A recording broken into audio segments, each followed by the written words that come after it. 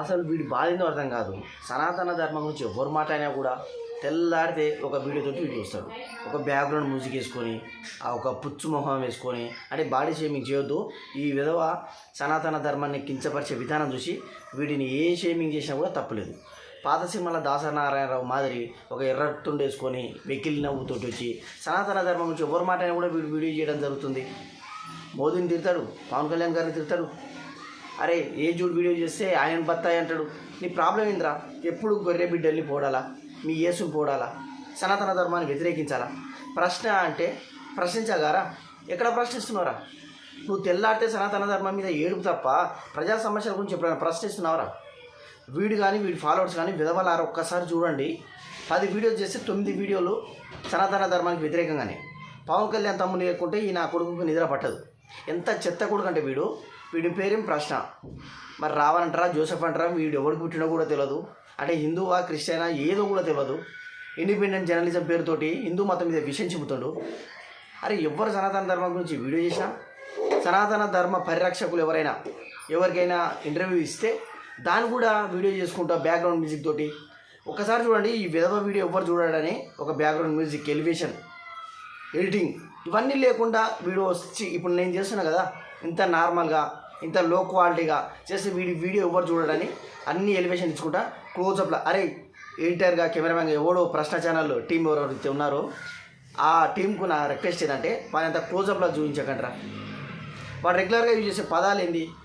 దళిత, JBM, Ambedkar, క్రైస్తవ, హిందూ, ఈ పదాలు తప్ప అభివృద్ధి, సంక్షేమం ఇవన్నీ ఉంటాయా?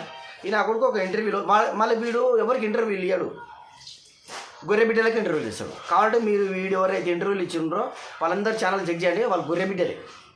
ఆ గొర్రె బిడ్డల దగ్గరికి ఒకటి అడుగుతాడు, వాడు కూడా గొర్రె బిడ్డనే. మీరు అడుగుతాడు, ఎందుకు పవన్ కళ్యాణ్ గారిని టార్గెట్ చేసినావు, ఎందుకు పవన్ కళ్యాణ్ గారిని పదే టార్గెట్ చేస్తున్నావు? అక్కడ సీఎం చంద్రబాబు నాయుడు ఉన్నాడు, లోకేష్ బాబు ఉన్నాడు కదా, మరి వాళ్ళని టార్గెట్ చేయకుండా వీణని ఎందుకు టార్గెట్ చేస్తావు అని అడిగితే ఈ విధవ చెప్పిన సమాధానం ఏంటంటే, పవన్ కళ్యాణ్ గారు సనాతన ధర్మాన్ని ఊగిపోతాడు, చంద్రబాబు నాయుడు అసలు సనాతన ధర్మం వ్యక్తే, హిందువే, కానీ యాగాలు చేస్తాడు, హోమాలు చేస్తాడు. ఎప్పుడు కూడా ఇంత ఈ మత పిచ్చితోటి పేటరైపోడు. పవన్ కళ్యాణ్ మత పిచ్చి సనాతన ధర్మం అంటాడుగా, అందుకే ఆయన పైన వీడియో చేస్తా అని ఈ విధంగా చెప్పడం జరిగింది. నా క్వశ్చన్ ఏంటంటే, బరాబర్ ఆయన హిందువే, సనాతన ధర్మమే, అది చెప్తే నీకేం వచ్చిందిరా? అది చెప్తే నీకేమంటారా? క్రిస్టియన్ అని చెప్పొచ్చు, ముస్లిం అని చెప్పొచ్చు. పవన్ కళ్యాణ్ సనాతన ధర్మం పాటిస్తున్నా అని చెప్తే నీకెందుకు రమ్మంట హోలీగా?